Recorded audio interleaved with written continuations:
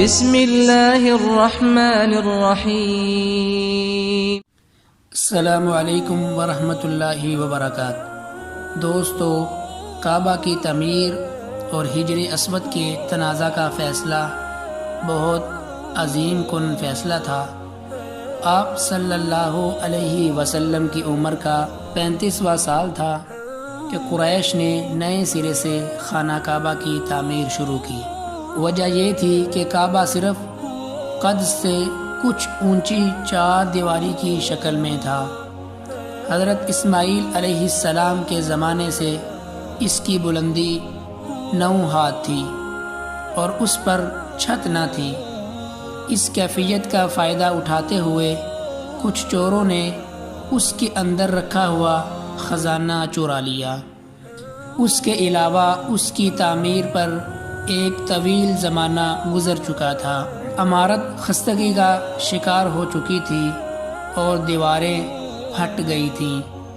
ادھر اسی سال ایک روز سیلاب آیا جس کے بہاؤ کا رخ خانہ کعبہ کی طرف تھا۔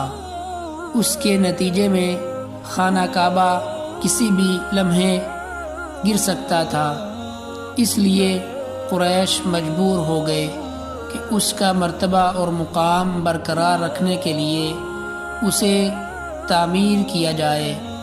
اس مرحلے پر قریش نے یہ متفقہ فیصلہ کیا کہ خانہ کعبہ کی تعمیر میں صرف حلال رقم ہی استعمال ہوگی۔ اس میں کسی بیوہ کی اجرت، سود کی دولت اور کسی کا ناحق لیا ہوا مال استعمال نہیں ہونے دیں گے۔ نئی تعمیر کے لیے پرانی عمارت کو ڈھانا ضروری تھا، لیکن کسی کو ڈھانے کی جرت نہیں ہوتی تھی۔ بالآخر ولید بن مغیرہ مخزومی نے ابتدا کی۔ جب لوگوں نے دیکھا کہ اس پر کوئی آفت نہیں ٹوٹی تو باقی لوگوں نے بھی اسے ڈھانا شروع کیا، اور جب قواعد ابراہیم تک ڈھا چکے تو تعمیر کا آغاز کیا۔ تعمیر کے لیے الگ الگ قبیلے کا حصہ مقرر تھا اور ہر قبیلے نے علیحدہ علیحدہ پتھر کے ڈھیر لگا رکھے تھے۔ تعمیر شروع ہوئی۔ باقوم نامی ایک رومی معمار نگراں تھا۔ جب عمارت ہجر اسود تک بلند ہو چکی تھی تو یہ جھگڑا اٹھ کھڑا ہوا کہ ہجر اسود کو اس کی جگہ رکھنے کا شرف اور امتیاز کسے حاصل ہو۔ یہ جھگڑا 5 روز تک جاری رہا اور رفتہ رفتہ اس قدر شدت اختیار کر گیا کہ معلوم ہوتا تھا کہ سرزمین حرم میں سخت خون خرابہ ہو جائے گا۔ لیکن ابو امیہ مخزومی نے یہ کہہ کر فیصلے کی ایک صورت پیدا کر دی کہ مسجد حرام کے دروازے سے دوسرے دن جو سب سے پہلے داخل ہو اسے اپنے جھگڑے کا حاکم مان لیں۔ لوگوں نے یہ تجویز منظور کر لی۔ اللہ کی مشیت کہ اس کے بعد سب سے پہلے نبی مکرم جناب محمد الرسول اللہ صلی اللہ علیہ وسلم تشریف لائے۔ لوگوں نے آپ صلی اللہ علیہ وسلم کو دیکھا تو چیخ پڑے کہ ھذا الامین رضیناہ ھذا محمد صلی اللہ علیہ وسلم، یہ امین ہیں، ہم ان سے راضی ہیں، یہ محمد صلی اللہ علیہ وسلم ہیں۔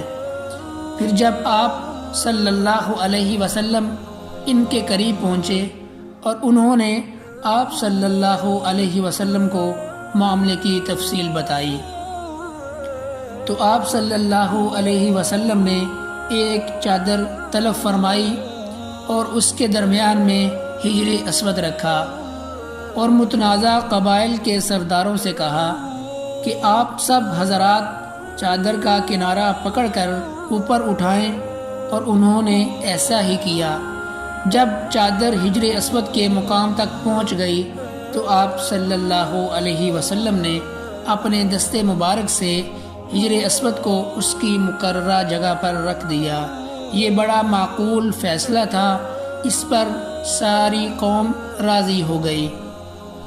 ادھر قریش کے پاس مال حلال کی کمی پڑ گئی، اس لیے انہوں نے شمال کی طرف سے کعبہ کی لمبائی تقریباً 6 ہاتھ کم کر دی۔ یہی ٹکڑا حتیم کہلاتا ہے۔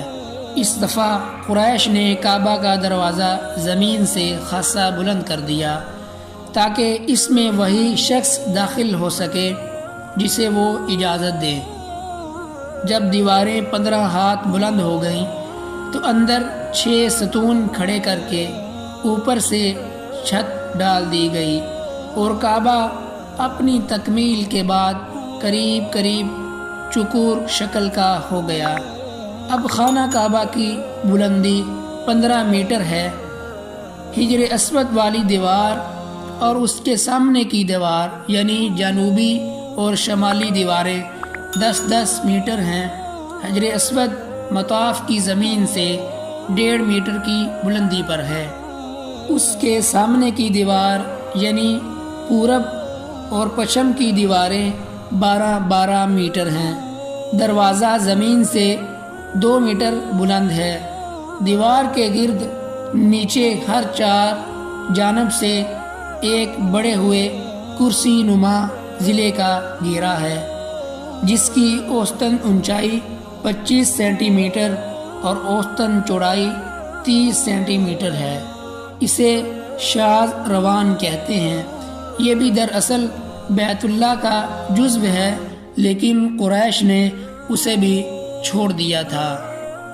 تو یہ تھا کعبہ کی تعمیر اور حجر اسود کے تنازع کا فیصلہ جو نبی صلی اللہ علیہ وسلم نے ختم فرمایا، اور جو قریش کے قبائل تھے ان کے اندر صلح ہو گئی۔